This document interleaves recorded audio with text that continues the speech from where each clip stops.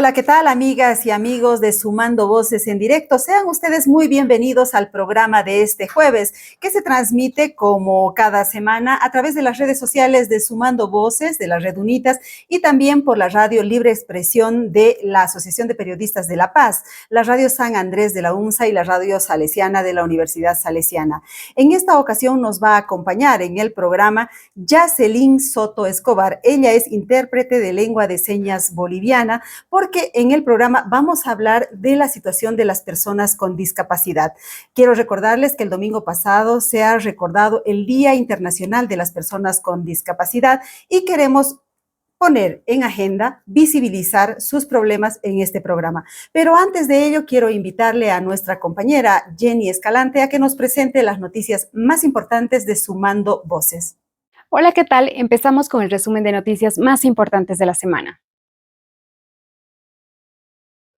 Quiero empezar contándoles que un informe ubica a Bolivia entre los países con el espacio cívico obstruido debido al ataque a los defensores de derechos.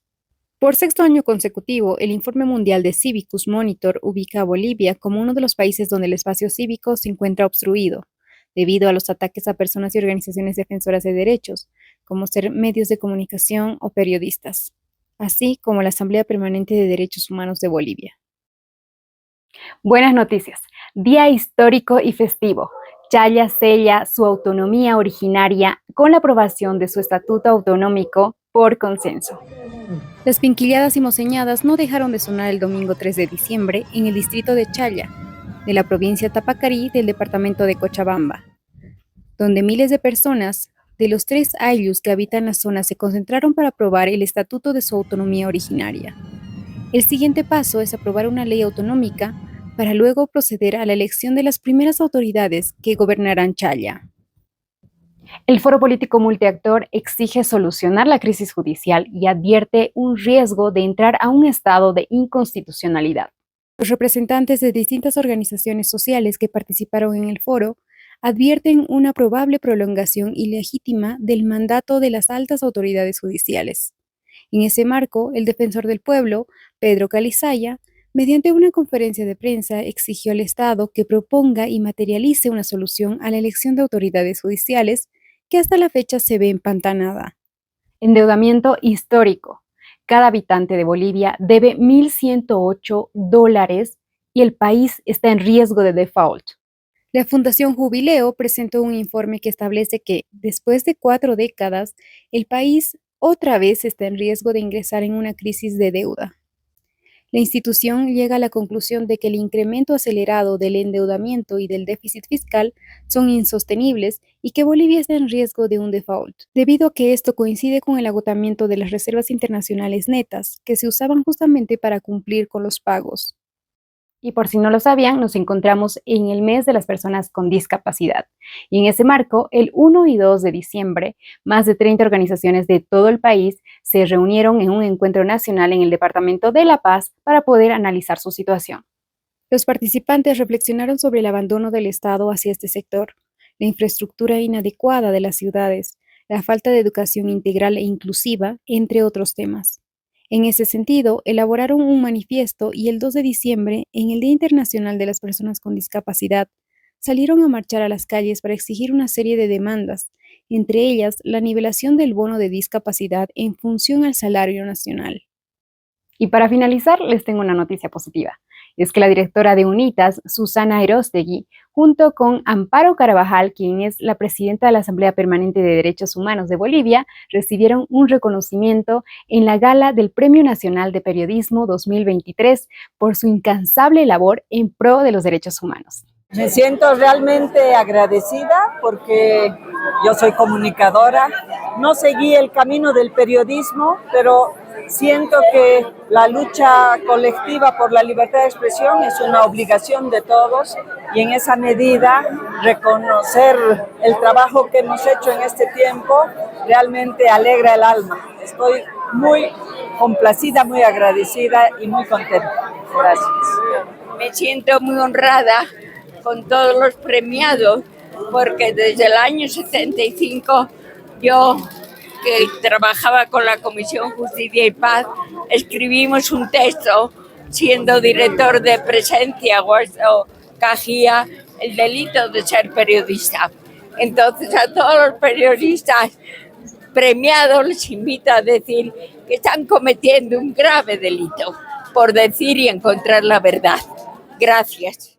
En dicho evento, el máximo galardón se lo llevó el periodista Carlos Soria Galvarro por su amplia trayectoria en el periodismo, pero también fueron premiados más de una treintena de periodistas por el destacado trabajo que realizan día tras día. Hasta aquí con el resumen de noticias. No se olviden de revisar nuestro portal web en www.sumandovoces.com.bo. Gracias, Jenny, por ese reporte informativo aquí en Sumando Voces en Directo. Y volvemos al tema que nos ocupa hoy, la agenda, el tema de las personas con discapacidad. Según el Registro Único Nacional de Personas con Discapacidad, en Bolivia existen 104,000 personas con discapacidad. Pero la pregunta es, ¿cuál es la situación de estas personas? ¿Tienen acceso a salud? ¿Tienen acceso a educación?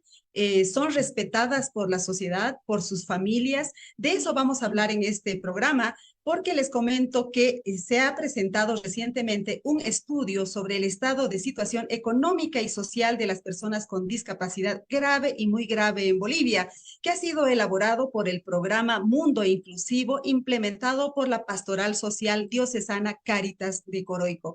Este informe contiene cifras, contiene datos cualitativos, datos estadísticos, pero también contiene testimonios. Y quiero empezar el programa leyéndoles 3 de esos testimonios porque reflejan la grave situación en la que se encuentran las personas con discapacidad.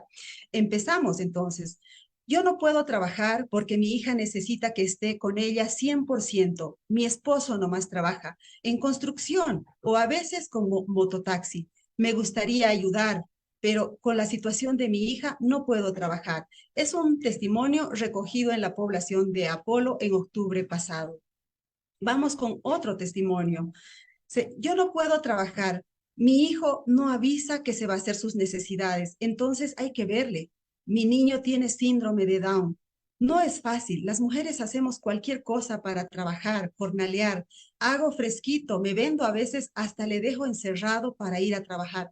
Otra madre de una persona con discapacidad intelectual.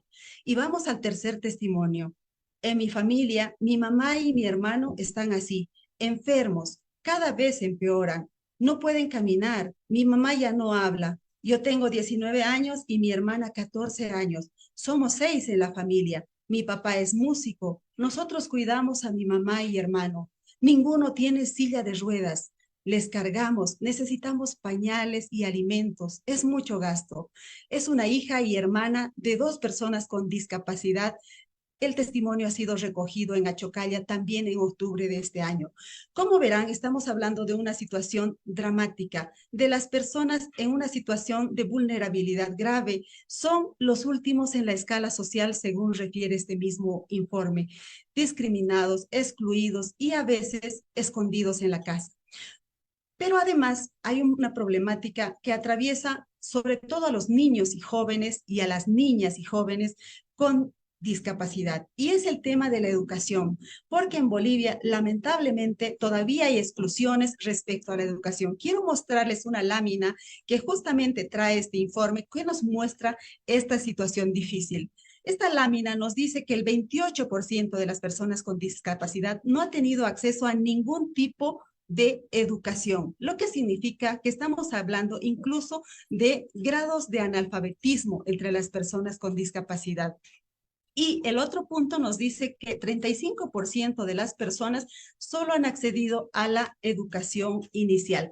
Como podrán ver, los problemas son múltiples, son graves e incluso se atraviesa otro problema que tiene que ver con la violencia de género que afecta en mayor medida a las personas con discapacidad. Pero estamos con las personas que han hecho este informe para preguntarles cómo ha sido elaborado este informe, cuáles son los otros resultados, qué se puede hacer al respecto. Quiero dar la bienvenida a esta transmisión a Adrián Pérez. Él representa a Cáritas Coroico y también a Marta Saico. Ella es consultora de Cáritas Coroico para que hablemos de este estudio. Adrián, bienvenido al programa.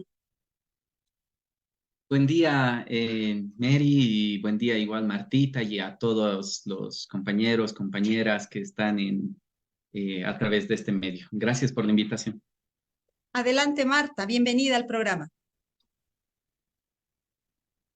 Agradecida por la invitación, buen día y pues atenta a las preguntas, a las cuestionantes para poder reflejar aquello que recogimos in situ en las visitas domiciliarias de las personas con discapacidad grave y muy grave.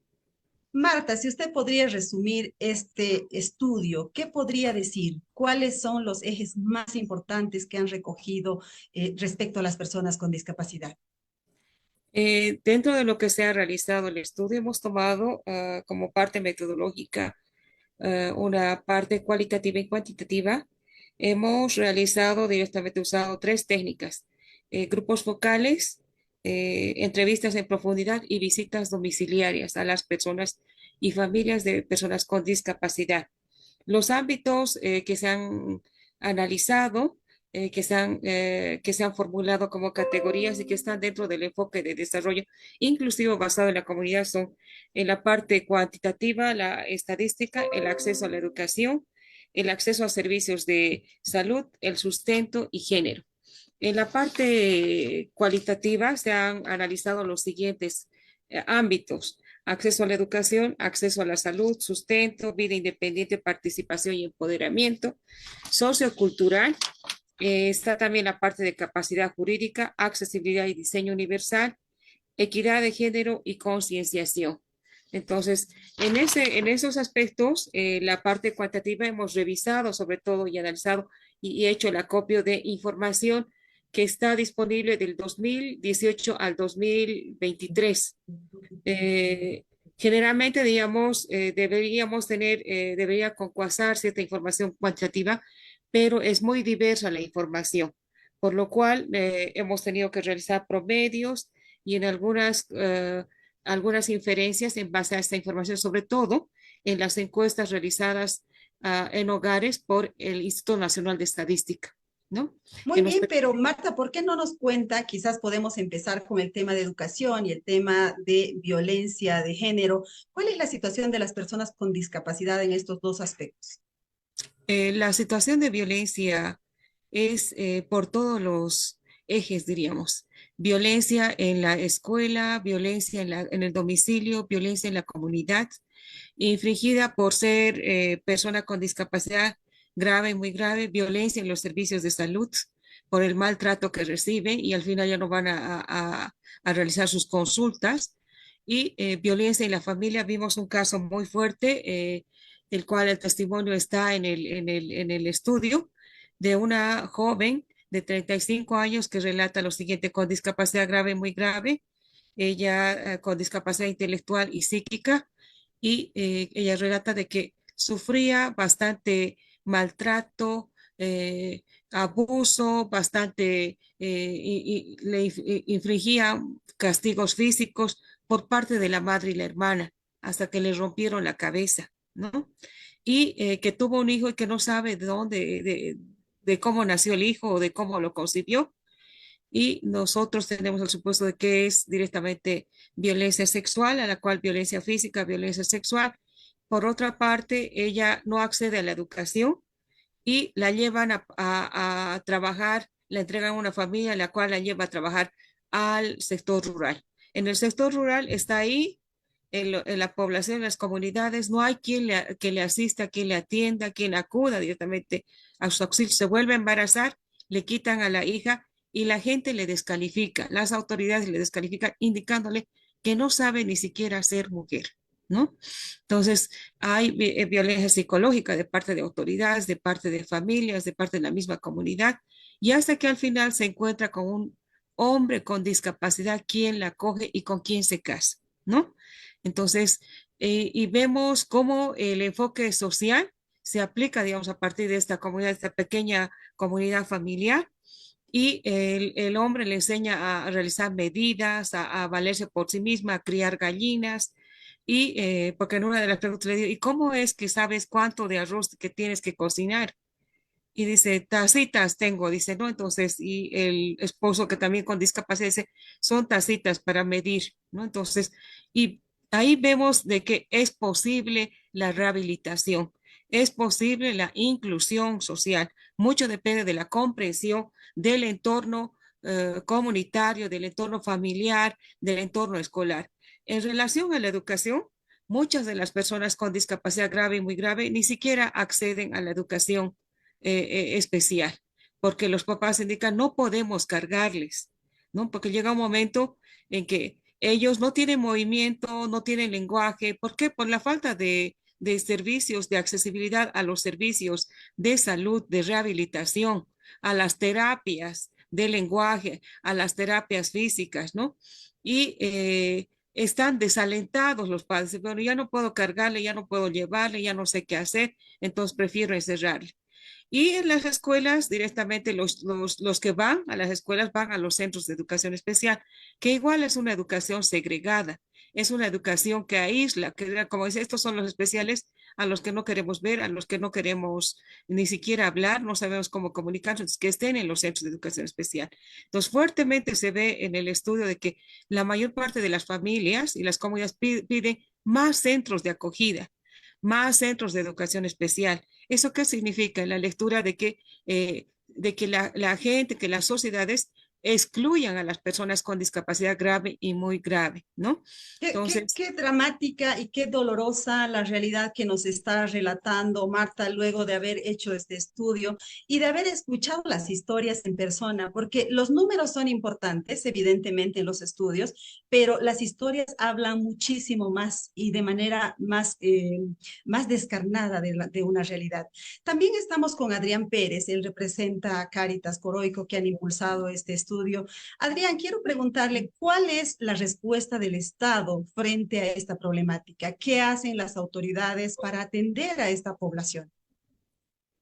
Gracias nuevamente bueno, de inicio un saludo también a toda la comunidad de personas con discapacidad, que en realidad son ellos y ellas las protagonistas y quienes tienen que estar a la cabeza de todos estos procesos, cualquiera que fuera. Quiero también hacer solamente antes de responderte, la intención de hacer este estudio justamente era recoger información que pueda servir después a las organizaciones de personas con discapacidad para que puedan hacer incidencia, ¿no? Porque sí es verdad que hay datos, pero como decía Marta, justamente estos datos no siempre están totalmente sistematizados, ordenados, como para poder hacer procesos de incidencia. Entonces, la intención de este estudio es justamente que lo podamos compartir con las organizaciones de personas con discapacidad y puedan usar parte de estos datos para hacer sus propios procesos de incidencia en dimensiones educativas o en dimensiones de salud o en dimensiones de acceso al trabajo o de su participación también política ciudadana. Eso primero solamente para adicionar un poco sobre lo que tiene que ver con el estudio. Después, bueno, por supuesto que de hecho el Estado a partir de la Constitución Política del 2009 ha ido evolucionando bastante en el reconocimiento de los derechos humanos de toda la población, pero también de las personas con discapacidad. El Estado del año 2009 también ha ratificado la Convención sobre los Derechos de las Personas con Discapacidad. Tenemos la Ley General para las Personas con Discapacidad, tenemos la Ley 977, que es una ley específica para la inserción laboral y que consigna el pago del bono mensual.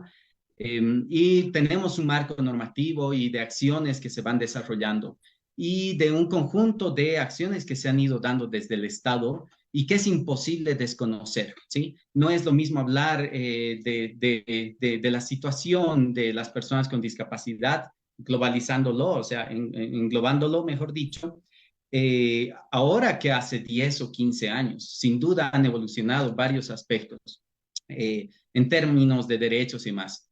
Pero por supuesto que esto no es una cosa que se puede resolver en una decena de años o en algo así, ¿no? Son procesos muy extensos y muchas veces son procesos, sí, que se han postergado demasiado. Y creo que, por ejemplo, en términos educativos, Bueno, con los temas que estábamos hablando, hay avances, pero también hay contradicciones y retrocesos en todo esto. Por decir, en los últimos 10 años casi se ha triplicado la matrícula de personas con discapacidad en Bolivia, ¿sí? En el sistema educativo. Entonces, eso uno puede decir, pucha, es un buen avance, ¿sí? Porque en muy poco tiempo ha habido un gran crecimiento de la matrícula. Pero de ahí entramos en una contradicción, porque es una cosa y hay otras no, que se encuentran, ¿no? Entonces, el tema es que la mayoría se han matriculado en educación especial, como decía Marta, ¿no? Entonces, ahí vemos justamente que si bien hay algunos avances, estos avances se encuentran con contradicciones frente a temas como la educación inclusiva, ¿no? O, por ejemplo, todavía no tenemos un sistema de evaluación de la calidad de la educación especial.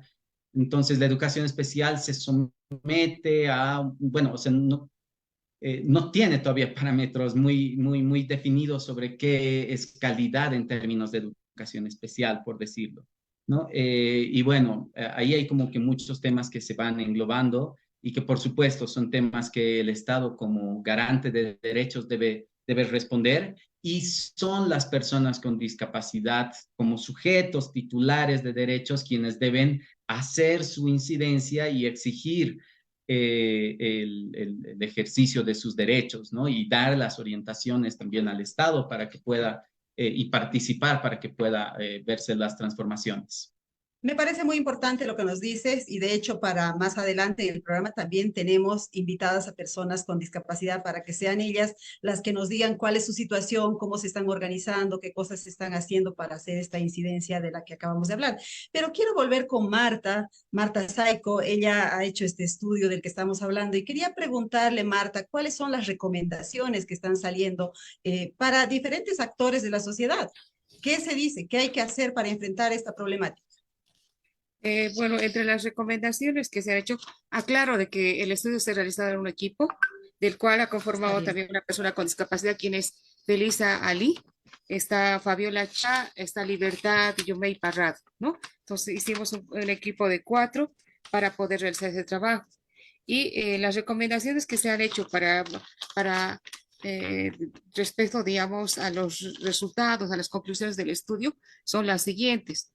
Por una parte, velar por la inclusión a las organizaciones de madres, padres de familia, principalmente velar por la inclusión plena de su familiar con discapacidad, ¿no?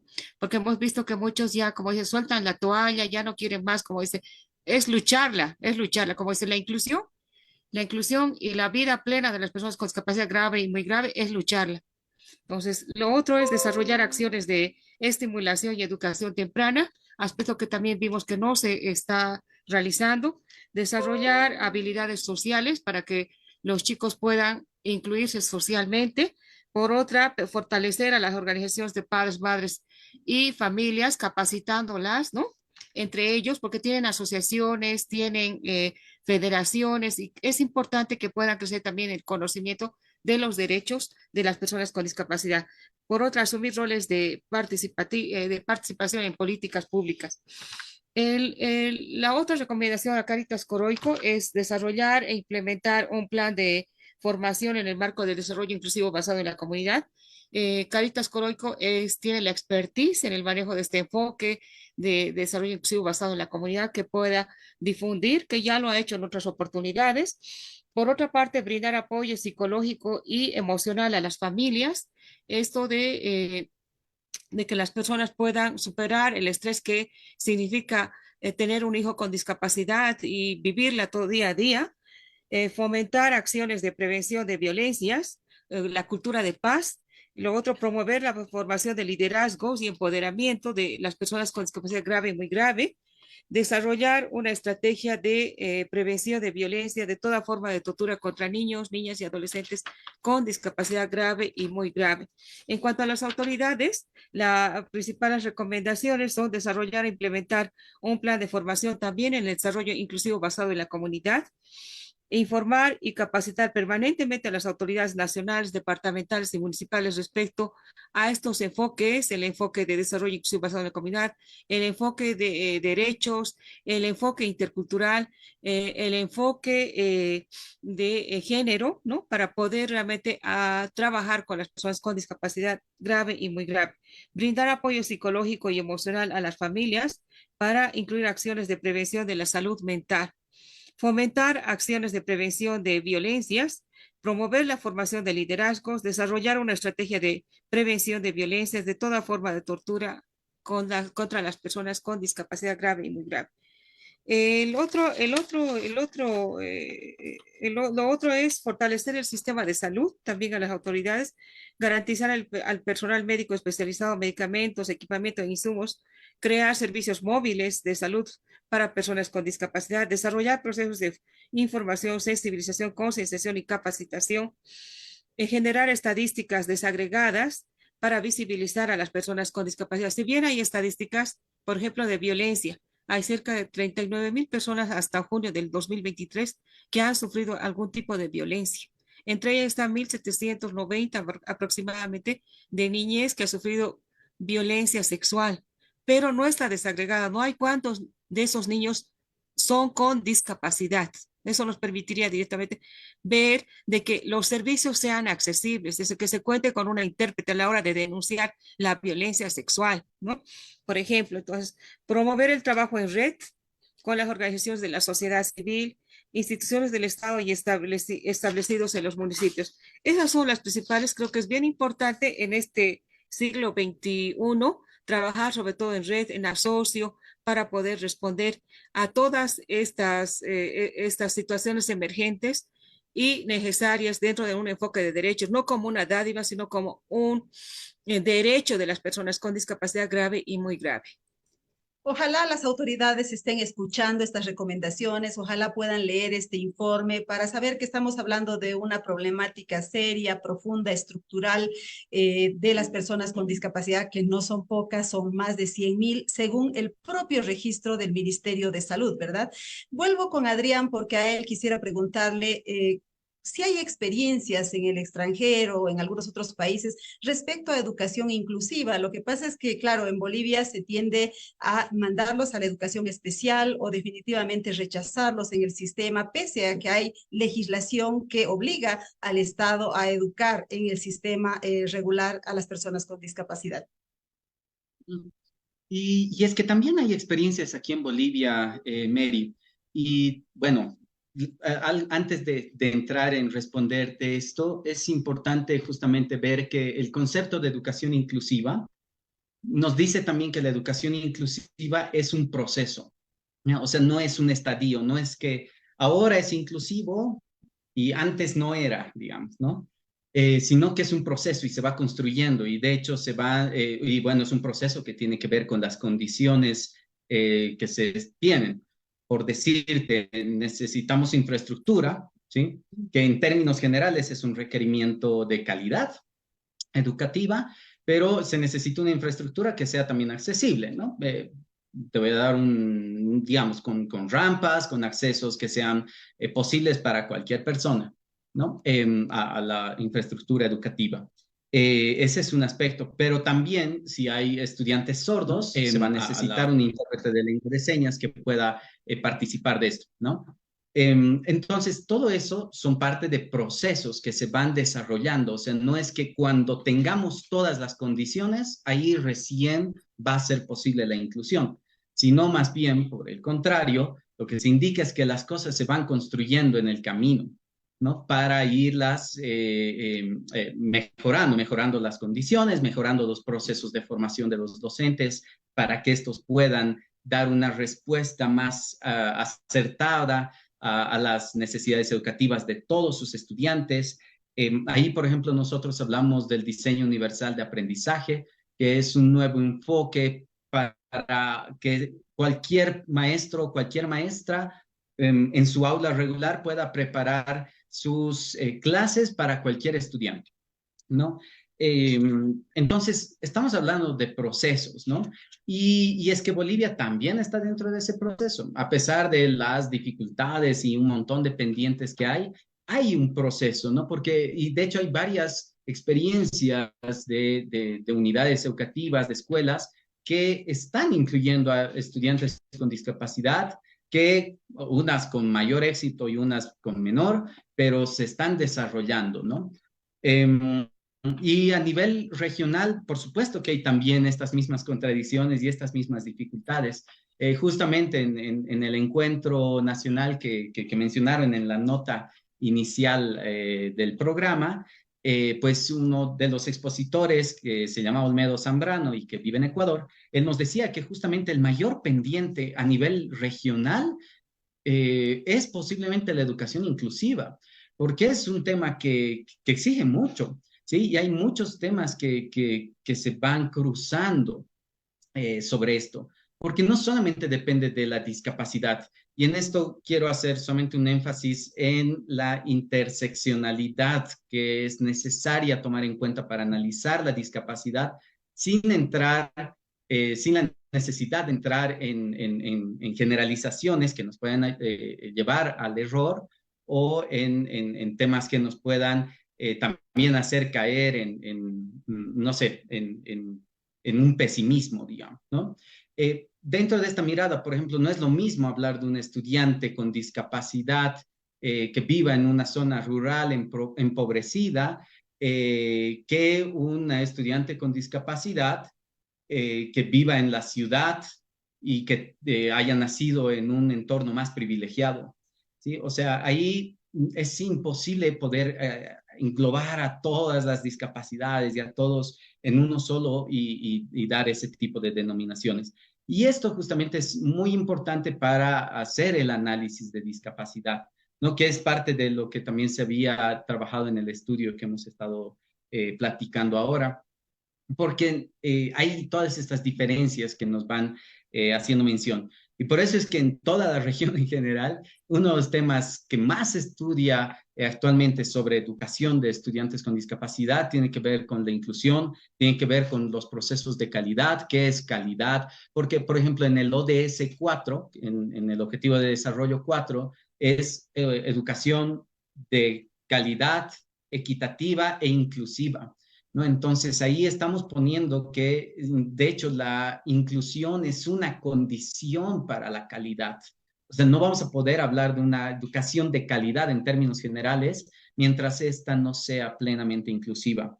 Y por último, haciendo un énfasis en el tema de la violencia, creo que es un tema que sí se tiene que abordar desde varias vertientes, se lo tiene que ir viendo de muchas formas. Creo que es importante también evitar calificativos para abordar esto. Creo que es importante evitar calificativos como que es una situación dramática o demás, porque muchas veces esto no ayuda justamente a entender la problemática y a entender la dimensión estructural, como tú decías, Mary, de la problemática que abordan las personas con discapacidad y que viven a diario, ¿no? Entonces, en ese sentido, creo que es también una corresponsabilidad de toda la sociedad y del Estado de poder generar mejores condiciones, de poder trabajar cada vez más. La inversión educativa en términos generales sigue siendo carente y para las personas con discapacidad es todavía aún más carente, ¿no? Entonces, son varios aspectos que es necesario tomar en cuenta para ver todo esto que tiene que ver con la educación inclusiva pues este proceso, que en realidad es un proceso, es como un camino que hay que adoptarlo y que en realidad la invitación a toda la comunidad, a todas las personas, es de sumarnos en este camino, ¿no? Que es de construir mejores condiciones para que cualquier estudiante, sin importar si este tiene o no discapacidad, pueda desarrollar al máximo sus aprendizajes, sus habilidades, sus conocimientos y al final se pueda desenvolver lo mejor posible en la sociedad y generar, y esto al final pasa, como decía en un principio, por el protagonismo de las mismas personas con discapacidad. Muy bien, Adrián Pérez y Marta Saico, les agradezco muchísimo por haber participado en el programa, también por haber realizado este estudio que permite visibilizar la problemática, pero también por enseñarnos, porque claro, nos vienen al programa a traernos un mundo de conocimientos, de conceptos, de abordaje de la temática al que no estamos acostumbrados. ¿Por qué? Porque justamente hemos invisibilizado el problema. Ahora que empezamos a tratarlo, pues hora también de aprender. Muchísimas gracias, Adrián, y muchísimas gracias, Marta. Bueno, y vamos a continuar adelante con, Gracias. gracias a ustedes. Vamos a continuar adelante con Sumando Voces en directo porque tenemos un testimonio. Está con nosotros doña Ana María Sosa. Ella es abuela de una niña con discapacidad y la tenemos también conectada por el Zoom porque queremos llevarles a ustedes su testimonio. Ella está junto a Odette Libertad, que es su nieta. Quiero darle la bienvenida a Ana María y que nos cuente cómo es vivir con Odette. Muchas gracias por la invitación. No sé si me escucha, estoy aquí presente para poder responder todo lo que usted pueda decirme en favor de mi nieta que tiene discapacidad. Sí, la escucho perfectamente, Ana María. Quiero preguntarle cómo es la vida con Odette, cómo se organiza, cómo es el cuidado y cómo ha sido sobre todo su inserción en el sistema educativo. ¿Ella ha podido ingresar a la escuela? ¿Cómo la han tratado en la escuela? Sí, bueno, yo voy a comenzar empezando porque ya por bueno, ¿qué es lo que ella le está afectando? Es decir, ella ha nacido con atrofia cerebral y muy severa, que le ha producido una parálisis muy severa también, y en realidad era cuadriplégica.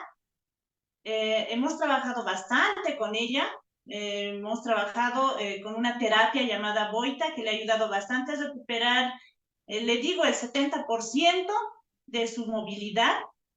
Y bueno, lo último que a nosotros nos recomendaron era que podamos incluirla en el sistema educativo para que ella pueda socializar.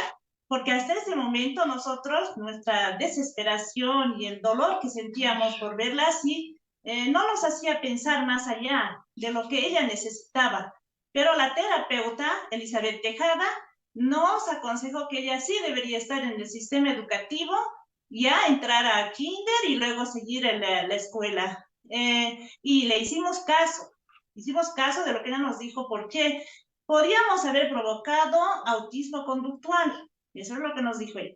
Entonces, una de las razones por las que nosotros la metimos a la escuela fue esa, pero fue un choque fatal para nosotros, ¿no?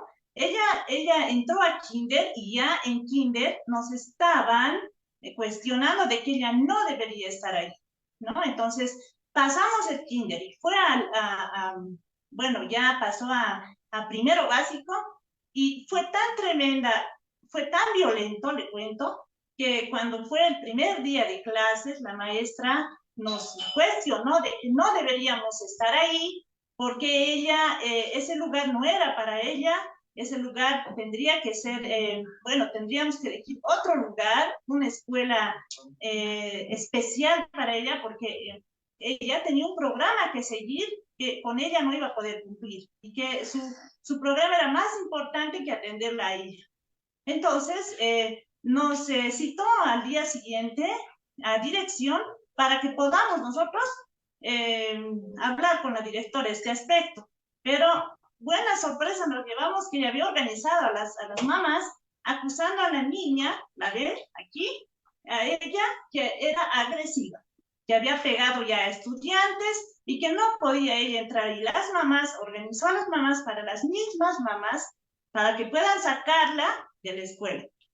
Pero ahí estábamos nosotros con la ley, mi esposo, yo, mi hija y la terapeuta también. Entonces pudimos defender la causa. La directora fue muy receptiva, yo agradezco realmente cómo ella se comportó. Y para no hacer más problemas, una de las maestras muy buenas, muy bondadosas, dijo que ella se iba a hacer cargo y que ya no se haga más problemas. Bueno, se quedó ahí. Lo que nosotros no hicimos es denunciarla a ella y hacer en realidad nosotros debíamos hacer un proceso, pero no lo hicimos porque ella estaba con diálisis y la directora nos suplicó que no lo hiciéramos. Que yo me arrepiento a la verdad, porque creo que más después, posteriormente, me entero que a un niño con síndrome de Down lo trató igual y el niño realmente sí retrocedió bastante en su aspecto social, en su actitud social. Yo lo vi, lo conozco, vive al lado de mi casa y mira, ha pasado cuántos años para que él pueda recuperar y sea sociable otra vez. No quería salir de la casa y fue un tremendo golpe también para él, ¿no? Pero nosotros logramos, a través de esta pelea, basándonos en las leyes, en la Avelino Signani, y logramos que ella pueda ingresar a la escuela. Estaba hasta 6º grado. Ya en la pandemia ha sido muy difícil, ustedes saben, pasaba por Zoom, ya no era lo mismo. Pero en el transcurso de esa etapa, la profesora, yo he visto que no podía de ningún modo tratar con ella el aspecto de cómo enseñarle, no podía hacer adaptaciones. Yo vi que tenía toda la intención, pero no estaba preparada para eso. Posteriormente vino otra maestra que sí, ya tenía experiencia y empezó a enseñarle mejor. Y yo también, nosotros íbamos, tanto mi hija como yo, íbamos como tutoras. Nos aceptaron como tutoras porque, como ven, la condición de ella es que ella no puede caminar, tampoco puede hablar, pero sí logramos que ella pueda entender. Ella entiende, ella comprende, señala. Los exámenes que daba, ella señalaba. No hemos podido avanzar más porque quizás deberíamos lograr este asunto de que todos los niños sean tratados especiales. Si los llaman especiales a ellos, todos son especiales. La educación debería ser especial en todo el sistema educativo. Eso deberían incluir en todo, ¿no? Ese es mi pensamiento, ¿no? Porque hay niños que tienen problemas, nadie se da cuenta. A ella es visible, pero hay otros que no se les puede y se les exige. Entonces, esa ha sido mi experiencia y una de las razones por las que nosotros hemos pensado que deberíamos nosotros participar más. Fue un impulso para que nosotros estuviéramos peleando, no solamente por ella, sino por otros más. Y ha sido para mí una buena oportunidad meterme a esta asociación y luego a través de mi asociación estar en el Consejo Ciudadano de Personas con Discapacidad, donde estamos batallando con esta temática que realmente es muy, como hace rato he escuchado en la entrevista, es un paso a paso, eso es verdad. Estamos paso a paso y seguimos adelante peleando por los derechos de estas personas. Muy bien, doña Ana María, yo le agradezco muchísimo por su testimonio. Un beso para Odette Libertad. Le deseo que siga con ese ánimo por educarla, por enfrentar la situación, que es lo que usted nos trae como lección hoy día, porque además usted se ha convertido en una activista, ¿verdad?, de la temática. Usted pertenece al Consejo, nos decía, y a alguna otra organización. ¿A qué organización pertenece concretamente? Pertenecemos a la Asociación de Personas con Discapacidad del CIRI, de la Caja Nacional de Seguridad. Ustedes saben que lamentablemente la salud está en crisis y no hay una buena atención y nosotros estamos peleando por una mejor atención para nuestros niños que están con discapacidad y los que van a venir. No sabemos cuántos, pero nuestra pelea es muy fuerte. Y lo que más me alegra a mí estar en el Consejo es saber que también a través de UNITAS nosotros vamos a poder batallar este problema educativo con este proyecto que nos han dado la oportunidad para poder participar en este proyecto, que va a ser una construcción conjunta. A mí me alegra bastante saber cómo el Fondo de Canadá está apoyando a Bolivia tremendamente en este proyecto, y realmente quisiera que esto se logre. Ese es nuestro objetivo, y quisiéramos realmente, sería para mí una alegría que se vuelva se pueda llegar a realizar en una política pública que ayude a cambiar todo este sistema. ¿Por qué le digo? Porque el discurso del gobierno es muy bueno, siempre va a ser bueno. Las leyes, todo está muy bien hechas, pero el cumplimiento es nulo.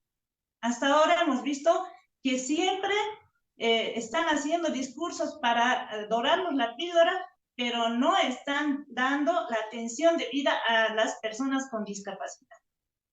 Gracias, Muy muchas bien, gracias. muchísimas gracias, doña Ana María y Odette Libertad, por su presencia aquí en el programa. Y justamente a propósito de lo que doña Ana María acaba de decir, nosotros tenemos en el programa a Claudia Daza Pereira. Ella es coordinadora del Fondo Canadá en Bolivia, y tengo que contarles que el Fondo Canadá apoya el proyecto Dignidad Humana en el ámbito educativo para las personas con discapacidad en ciudades incluyentes, accesibles y sin violencia de género, que es ejecutado por el Programa Urbano de UNITAS. Claudia Daza, adelante, bienvenida al programa. Buenas tardes a todos. Un gusto, Mary, gracias por el espacio también, a UNITAS, a Sumando Voces también por la oportunidad de compartir hoy, de escuchar esos testimonios, de escuchar también datos sobre el estudio que son muy interesantes. Y sí, nosotros como Fondo de Canadá, dependientes de la Embajada de Canadá para Perú y Bolivia, estamos justamente este año trabajando con UNITAS como un socio local para poder justamente desarrollar esta propuesta de política pública, ¿no? Una propuesta que tenga aspectos de inclusión, temas también de temas educativos, de una inclusión accesible, no discriminatoria, y que también contemple aspectos de la no violencia de género, ¿no? Sabemos que es una necesidad. Nosotros como fondo trabajamos temáticas prioritarias en Bolivia desde hace ya varios años, con temas sobre todo medioambientales, pueblos indígenas, pero también una línea prioritaria son justamente los derechos humanos, la paz y la justicia. Y es así que este año seleccionamos de una convocatoria pública a justamente UNITAS para que pueda trabajar con nosotros, porque como fondo consideramos primero que la educación es un derecho humano, ¿no? Es un derecho humano al cual tenemos acceso todos, y que debería, por supuesto, también trabajarse en una educación inclusiva.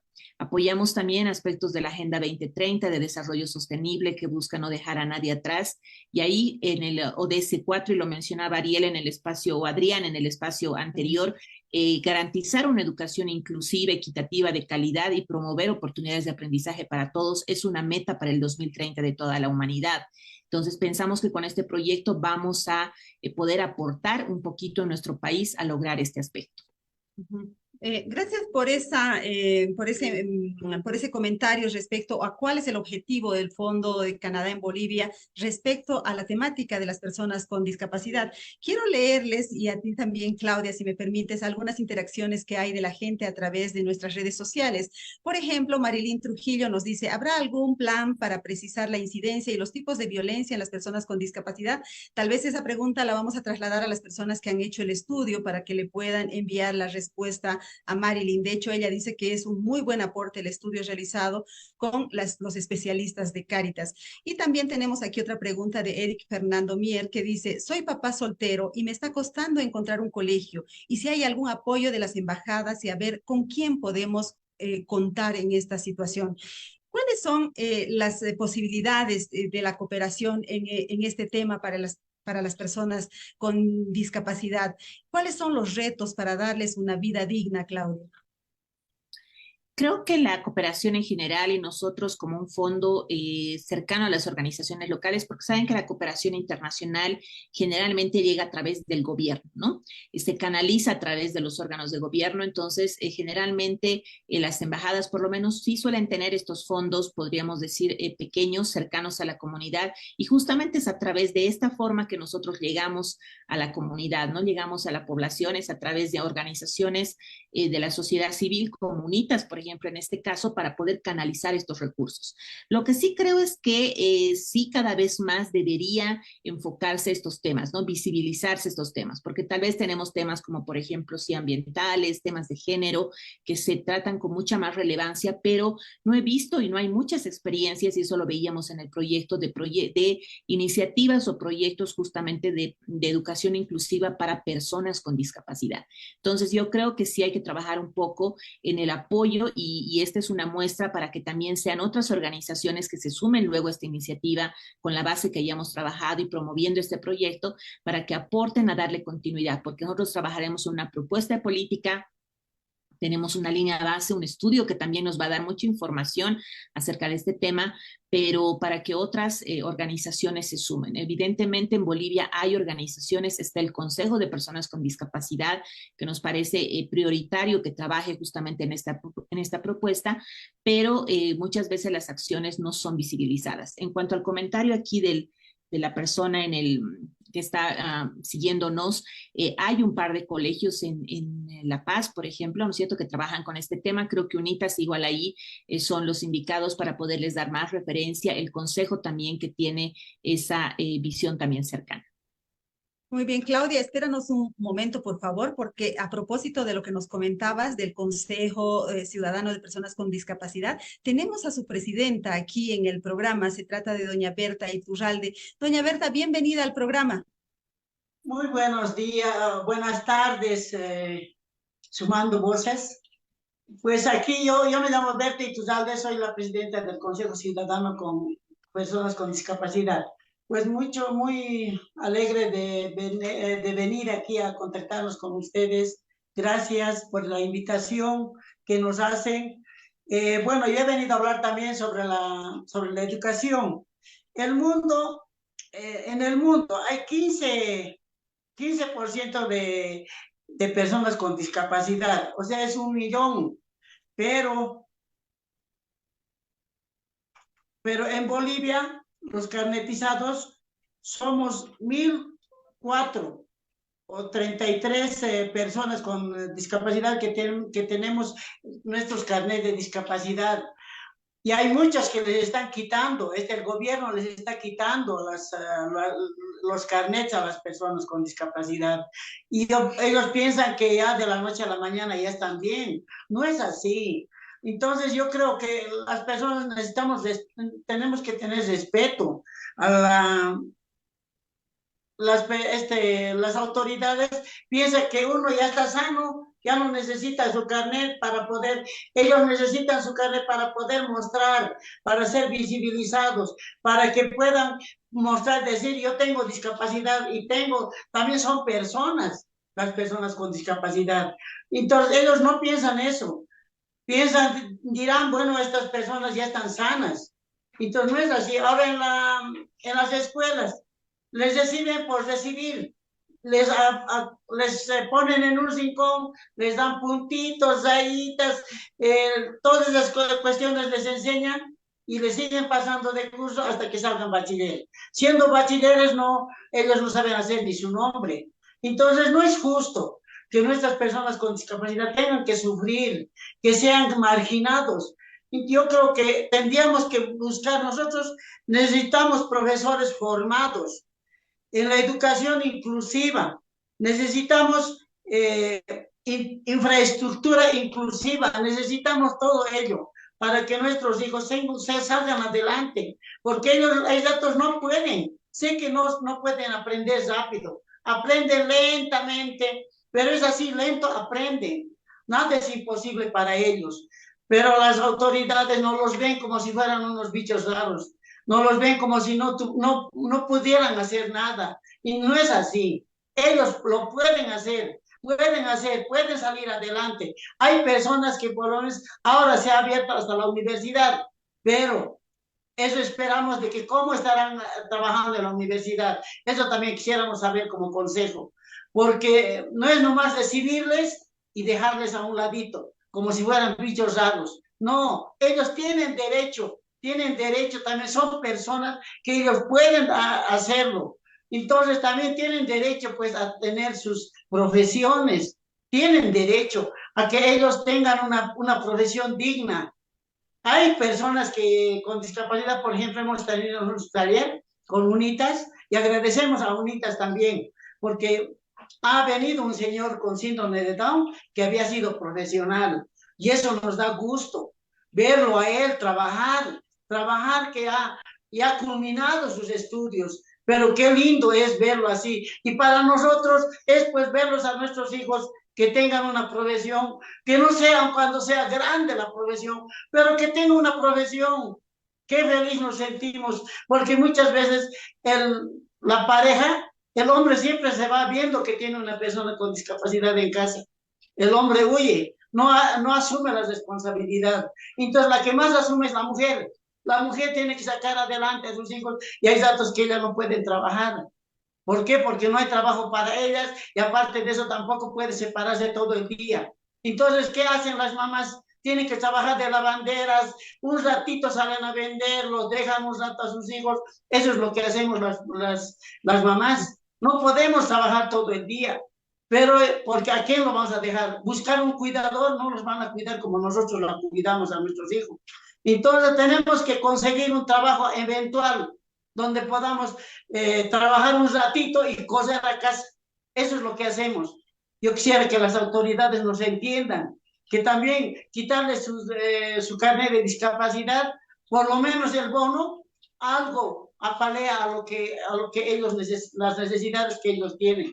Hay otros Claro, el Estado les da ese carnet y a la vez ese carnet les da derecho a cobrar un pequeño bono de 250 bolivianos. Hace poco, el fin de semana, hubo una marcha, de hecho, de las personas con discapacidad reclamando que este bono está congelado, que no va subiendo como va subiendo, por ejemplo, el salario. Y claro, es una problemática complicada también en lo económico, ¿no? Pero si me permite, doña Berta, yo quiero preguntarle ahora a Claudia Daza sobre el enfoque de género, si es que la cooperación tiene un enfoque de género respecto al tema de las personas con discapacidad y por qué. Y después volvemos con usted, doña Berta, otra vez. Gracias, Mary. Qué gusto escucharla, doña Berta, ahí representando al Consejo. Muy importantes también los puntos que ella ha tocado en cuanto a los retos que se tienen en la educación inclusiva. Desde Canadá es uno de los gobiernos, de los pocos gobiernos a nivel mundial que tiene una política netamente feminista, ¿no? Es decir, que adopta dentro igual de su política internacional aspectos prioritarios feministas en todas nuestras intervenciones, proyectos que se tienen con los socios, visibiliza el tema de género no como un aspecto más para considerar como un indicador, sino justamente transversal a todo, ¿no? Cuando nosotros iniciamos un proyecto, vemos cuál es la situación de las mujeres en esta temática, y más aún en el tema justamente que tiene que ver con educación inclusiva y personas con discapacidad, sabemos que el tema de equidad de género es muy importante, ¿no? Porque no solamente hay discriminación en el sentido de ser personas con discapacidad que no tengan acceso justamente a muchos temas de una educación inclusiva, sino también de que hay temas de vulneración de derechos de las mujeres, también hay datos evidentemente en temas educativos de que son menos, por ejemplo, las mujeres con discapacidad que son matriculadas en temas educativos, son menos las mujeres que, por ejemplo, concluyen la educación primaria o secundaria, entonces hay una evidente vulneración. Y si también pensamos un poco en los datos de, por ejemplo, vulneración de derechos, acoso, violaciones, etcétera, los números de mujeres con discapacidad que son víctimas de estos temas son también mayores. Entonces es un tema importantísimo que sea transversalizado en este proyecto para poder también hablar, cuando hablamos de inclusión, hablemos de inclusión en entornos ordinarios, donde justamente puedan tener las mismas capacidades y posibilidades de estudiar, pero que también se reduzca la violencia contra la mujer, tomando en cuenta estos datos importantes de esta población. Muy bien, Claudia, y quisiera volver con doña Berta para preguntarle qué hace el Consejo, es decir, cómo se ha organizado, ante quiénes hace incidencia, con quiénes interactúa, a quiénes hace su exigencia para que se atiendan las necesidades de las personas con discapacidad. Bueno, nosotros trabajamos con la alcaldía, hacemos nuestras reuniones el último lunes de cada mes. Entonces, siempre les pedimos a la alcaldía que nos apoyen. Por ejemplo, ahora estamos queriendo un ambiente, nuestro ambiente se nos está cayendo. Entonces, estamos pidiendo un ambiente que nos dé para que podamos reunirnos. Y somos 14 asociaciones donde nos reunimos y hablamos de nuestros problemas que tenemos de cada asociación. Ujú. ¿Y cuál es la respuesta que están recibiendo de las autoridades a estos pedidos? Usted plantea una serie de demandas, por ejemplo, el tema de la educación inclusiva, el tema del bono, el tema del carnet, el tema de la salud.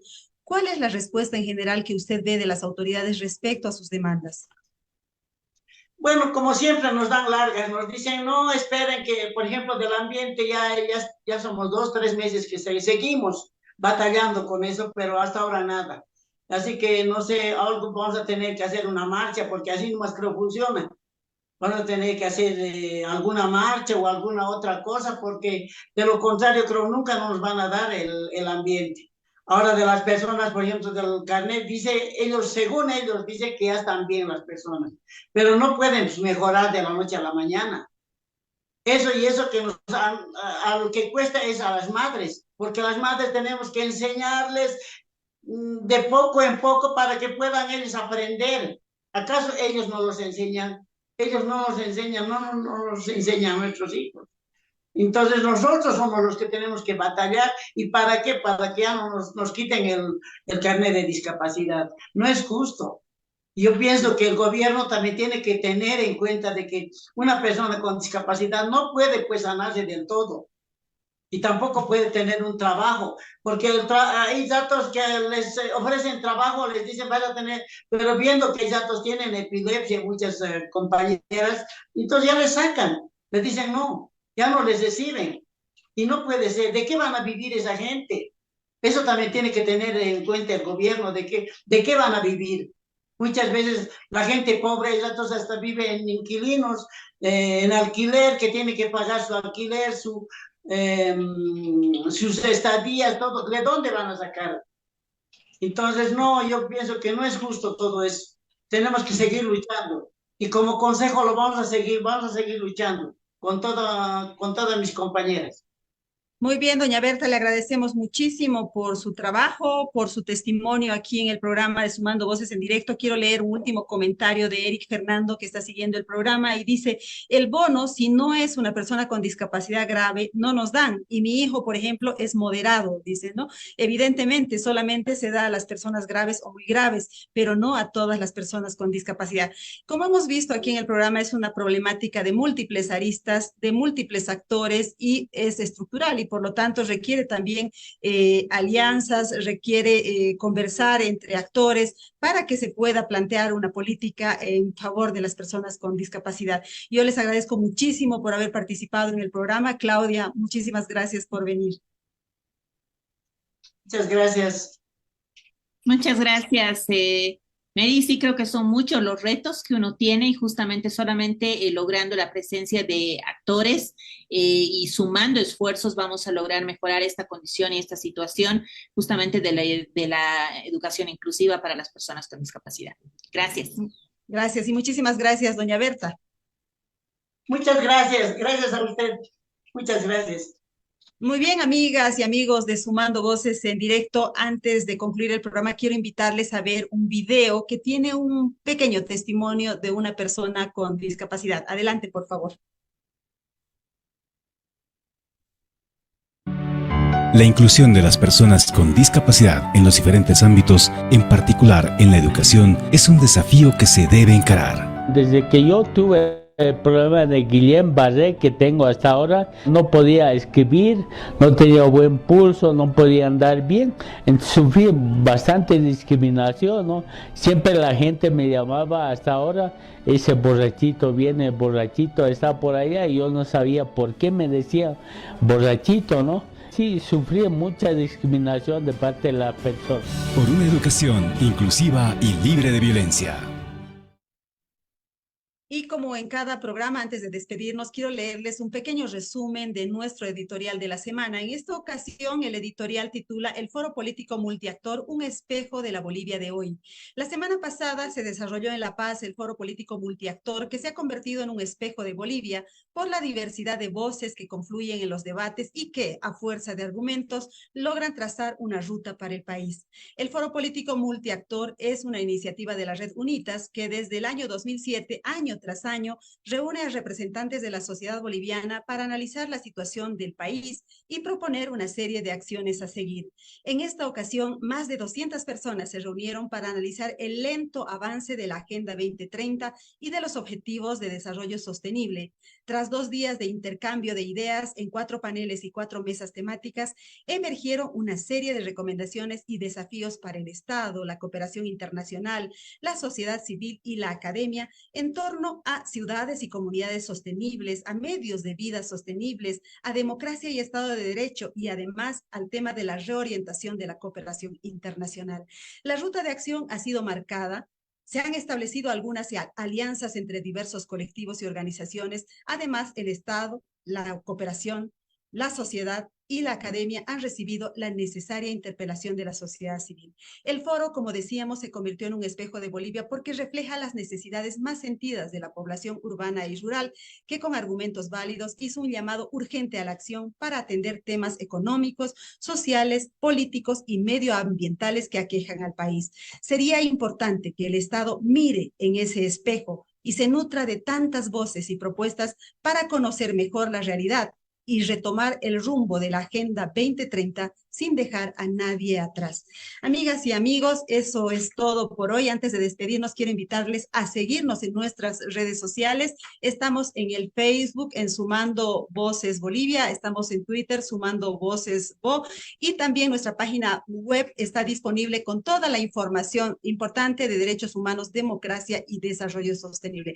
Muchas gracias por habernos seguido. Disculpas por los pequeños problemas técnicos que hubo al inicio del programa, pero más allá de eso hemos tenido una diversidad de voces sobre la problemática de las personas con discapacidad. Hasta el próximo jueves.